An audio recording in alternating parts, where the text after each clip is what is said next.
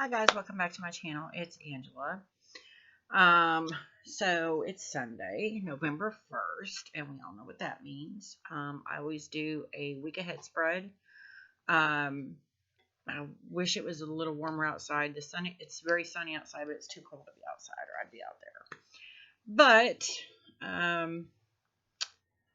So I'm doing my week ahead spread, and I know last week I said something about that I wasn't going to use my I was starting to feel called to use other decks other than my Light Seer, but this week it like researched. And so, as you know, if you watch my channel, I always use the Light Seer's Tarot, which is my favorite deck. I always pull the cards ahead of time. I do the energy, obstacle, and advice for the week. And then I kind of look at the cards and kind of contemplate them. And I never really read the book on any of my decks. I sometimes do a quick read through when I first get them. But for the most part, I don't read them because I know that it gets in the way of my intuitive abilities. However, when I do these videos, I give my interpretations of the cards and what they mean for the week, and then I read the book on the meanings and stuff. So, and I say that every week, just for those of you that don't know. But so let's get into it. So for the energy of the week, I got the Ace of Wands. And the second I flipped this card over, it was like all this fiery, I was feeling all this fiery, um, like I woke up this morning feeling like, oh, it's a new day, it's a new beginning, it's a new month. It's a new phase of the moon, even since last night was a full moon. And I just felt this like overwhelming feeling of newness and new things, new perspectives, new uh, what's the word I'm looking for? New thoughts, new beginnings, and I've said that, so I feel like I'm repeating myself, but that's what I got out of this card today was this whole, and the fact that it's wands with that fiery energy. It just added to the feeling I have today of this maybe it's a new phase of my life coming in to focus, starting to come to fruition. And that's what I see. And yeah, love that for the energy of the week. Love it. So for the obstacle, and I swear that the next two cards I pulled last week or the week before. And I think they were just in reverse position. Instead of like the one that's the obstacle now, I think it was the advice, and the one that's the advice was the obstacle. And I didn't go back and check like I was going to. I wound up having an impromptu reading I did, so it got quite intense. So I forgot to look it up. But the obstacle of the week I got is the Knight of Swords. And again, the second I flipped it over today, it was like, yeah, makes sense because um I don't know if you guys remember back in the last week of March, I went on work furlough because of the virus. I was out until the end of May, so for 2 months I was home doing nothing. And when I first got home, I was like, oh, I'm going to have so much time, so much energy to do these things I want to do. I want to finish this book. I want to do this. I want to dive into tarot more. I wanted to dive into opening my mediumship abilities more, and I did none of those things. I barely pulled a card of the day because I was so bogged down with the plight of man. I was so bogged down with like I can't get up, I can't move, I can't physically do anything. Um, and I think that is it's coming back around again because the virus is amping up again. And I feel it. Um, and I was like, how can I do this differently? But I totally see that as my obstacle because he's running towards something. He's on the move. He's going to get something done. And um, I see this as a reverse for me for the obstacle. as get off your butt. Once again, it's like get off your butt, get on the move. And um, with COVID numbers going up, with the riots going on that's happening in my country, with the election within a couple days, and things going on about that, it's just there's so much going on, and I can feel it in every part of me, and I tend to shut down, and so especially with the election is Tuesday, in 2 days.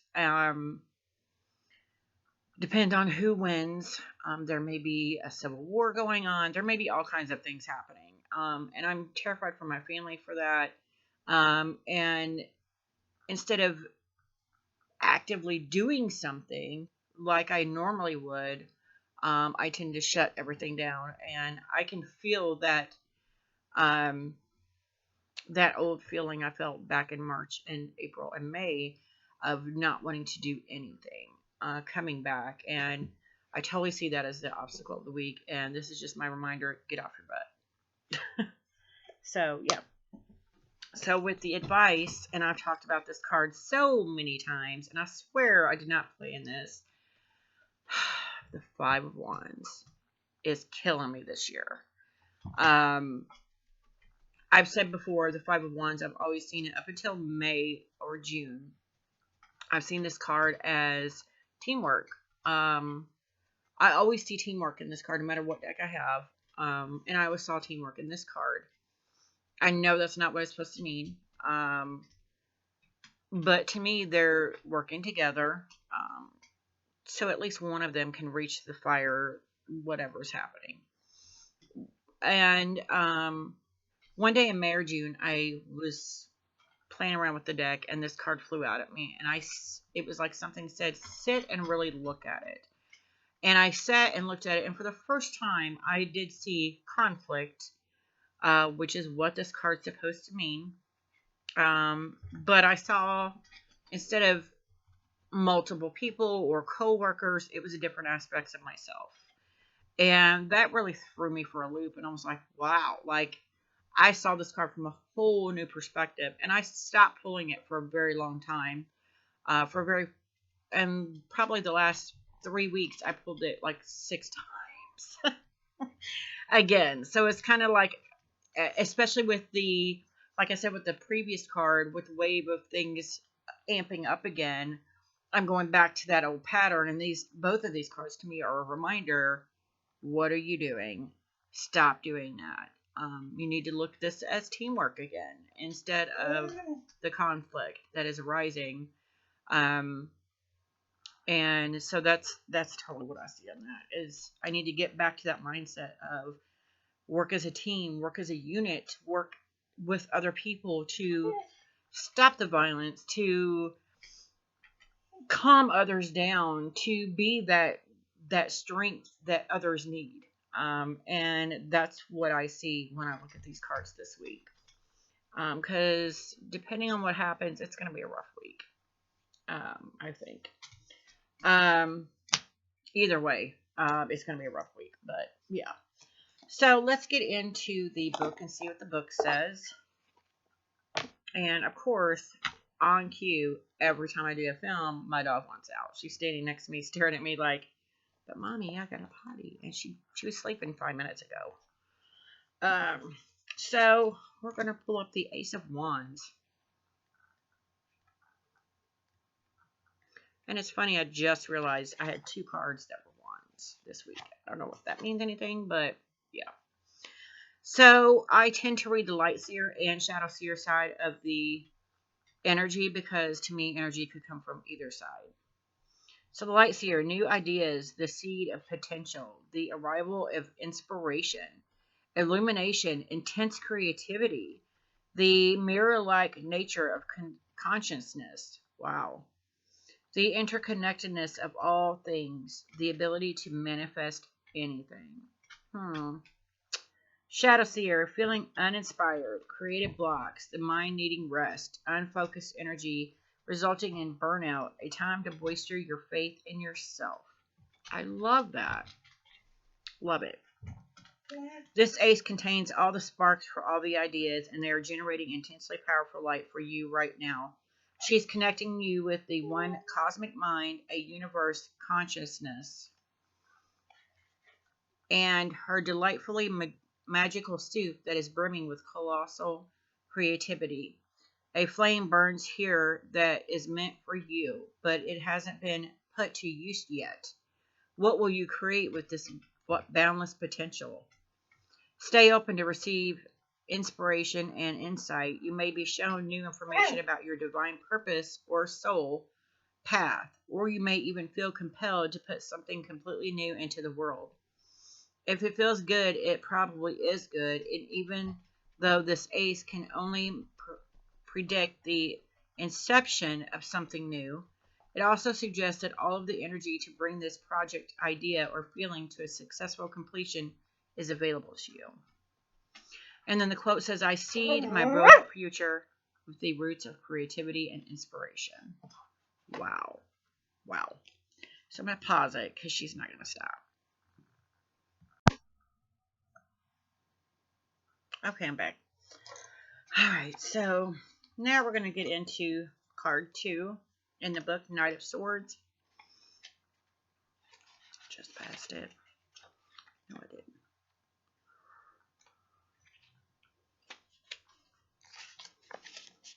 And I'm going to read the Shadow Seer side since it is the obstacle. Unfocused and scattered energy, impatience, acting too quickly, the need for a logical solution, feeling held back by frustrating circumstances, stalling, being hard-edged and emotionally unavailable, unpredictability fits. This knight has one thing on his mind, and it's running toward his success. He's determined and passionate, articulate and intelligent, and he has an intensity that is hard to grasp. With the grace and speed of an athlete, he turns on a dime, and since he has no doubt in his sound logic, he succeeds. Are you bringing your belief and competitive assertiveness to your situation? How determined are you to accomplish this and to charge ahead with your quick thinking and strategic decision making? Strive for excellence every single day in order to bring a little of his magic into your life. As with all powerful energies, you may run the risk of being overly forceful or domineering. Be careful not to hurt others with your impatience to win. If you're feeling scattered, distracted, or blocked, spend time organizing your thoughts and make sure that all your energy is hurtling in the same direction. Wow. And then it says, I move quickly to help others, and as I do, my dream expands. Wow, and that's what I said about the other card. Wow. And I'm going to read this one. I don't know why I've read it every time I turn around. I'm pulling this card. Because it's my stalker card this year, for sure. And I'm going to read the Light Seer and Shadow Seer side of the advice because you never know where it comes from. Competition, conflict, ambition, challenge, being pushed by others to excel, brainstorming, mental jousting, adrenaline and aggression, surpassing limits, dynamic energy, leveling up.